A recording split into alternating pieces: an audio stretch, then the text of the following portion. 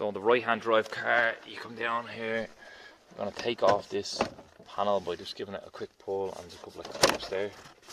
Pulls down, see one.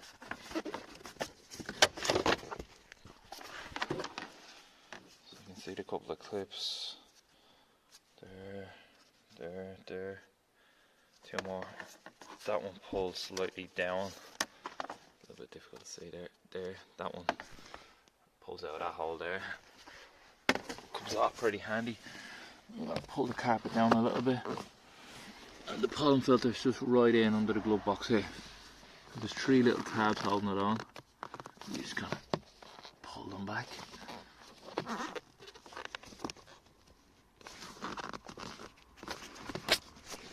Put our hands. There we go. So little doors there. Has 1, 2, 3 tabs, and then little clips to hold it. It clips onto this little part here. Here's the pollen filter itself.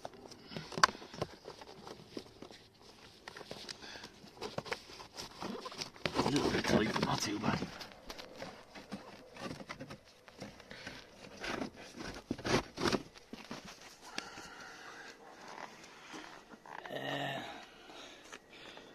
Definitely needed changing anyway. It's a bit meldy. And here's the new one. Just make sure when you're fitting the new one that arrows are going in the right direction. So I'm going to go this direction into the cabin. I'll just poke it back in the same way. Make sure there's no dirt or leaves or anything like that. Try to get that little bit dirty out there.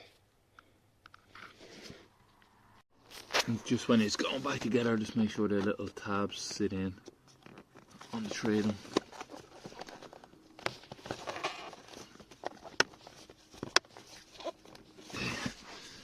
And that's it. Just reinstall. It's pretty straightforward.